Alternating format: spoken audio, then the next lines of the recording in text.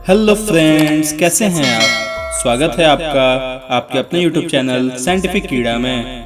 दोस्तों, आज के इस वीडियो में हम जानेंगे कि कोरोना की दूसरी लहर पहली लहर से कितनी अलग है और ये दूसरी लहर पहली लहर से इतनी खतरनाक क्यों है।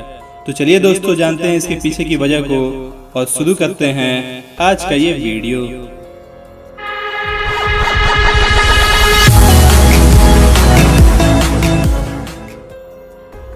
दोस्तों, देश भर में कोरोना संक्रमण के नए रिकॉर्ड बनते जा रहे हैं। भारत में कोरोना की दूसरी लहर को पहले से भी ज़्यादा खतरनाक बताया जा रहा है। कोरोना वायरस वैसे तो शुरू से ही म्यूटेशन कर रहा है और अब तक तो इसके बहुत सारे वेरिएंट्स भी आ चुके हैं। यह भी बताया जा रहा है कि यह पहले से भी ज़्यादा शक्तिशाली हो रहा है और सबसे ज़्यादा असर इसका हमारे देश भारत पे ही दिखाई दे रहा है। संकट इस हद तक बढ़ चुका है कि देश में कोरोना विस्फोट की स्थिति से निपटने के लिए संसाधन कम पड़ रहे हैं। अस्पतालों में बेड्स, वेंटिलेटर्स और सबसे ज़्यादा ऑक्सीजन की कमी देखी जा रही है। इन सब के बावजूद नमन है उन डॉक्टर्स, नर्स, स्वास्थ्य कर्मियों तथा मेडिकल लाइन से जुड़े उन सभी व्यक्तियों को जो इस आपदा में मरीजों की सेवा के लिए दिन रात एक कर रहे हैं। लेकिन सबसे बड़ा सवाल ये है कि जो कोरोना लौट गया था वो वापस कैसे आया, और आया भी तो इसकी दूसरी लहर इतनी खतरनाक कैसे हुई। इन सवालों के जवाब हर कोई जानना चाहता है। तो दोस्तों, भारत में दूसरे लहर के लौटने और इतनी प्रचंड रूप धारण करने के पीछे कोरोना का नया स्ट्रेन और डबल म्यूटेंट वायरस जिम्मेदार है। कोरोना का एक डबल म्यूटेंट वायरस दिल्ली और महाराष्ट्र में पाया गया। इसके अलावा यूके, ब्राज़ील और साउथ अफ्रीकन स्ट्रेन ने भी संक्रमण के तेज होने के पीछे प्रमुख भूमिका निभाई है। विशेषज्ञों के मुताबिक नया कोरोना वायरस ब्राज़ील और केंट का वेरिएंट है। इसके बारे में माना जाता है कि यह ज़्यादा लक्षण दिखाता है और शरीर के अंगों में भी ज़्यादा घातक वार करता है।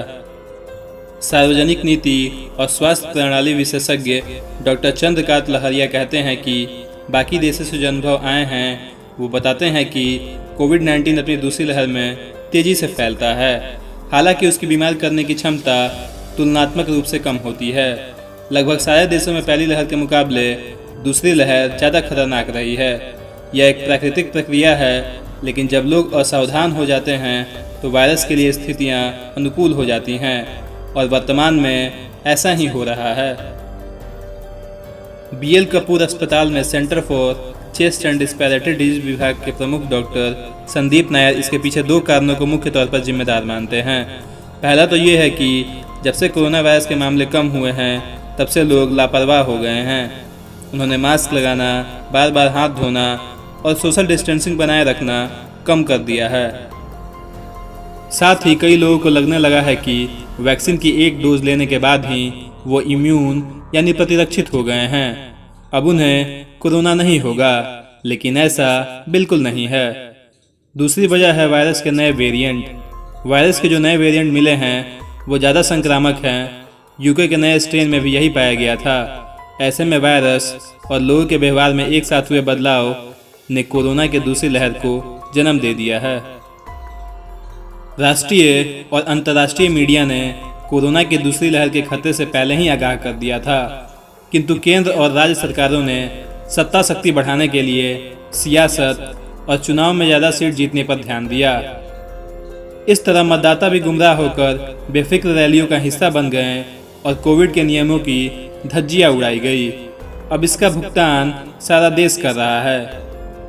कोरोना केस कम होते ही लोगों ने भी कोरोना को हल्के में ले लिया और प्रोटोकॉल का पालन नहीं किया, जिसकी दोहरी मार ने पूरे देश में कोरोना को फैलने में मदद की। तो दोस्तों, इस तरह हमारा देश भारत कोरोना की दूसरी लहर के चपेट में आ गया और स्थिति पहले से भी बदतर हो गई। तो दोस्तों, आज के वीडियो में बस इतना ही। अगले वीडियो में हम जानेंगे कि कोरोना की दूसरी लहर कब तक रहेगी और इसका अंत कब आएगा।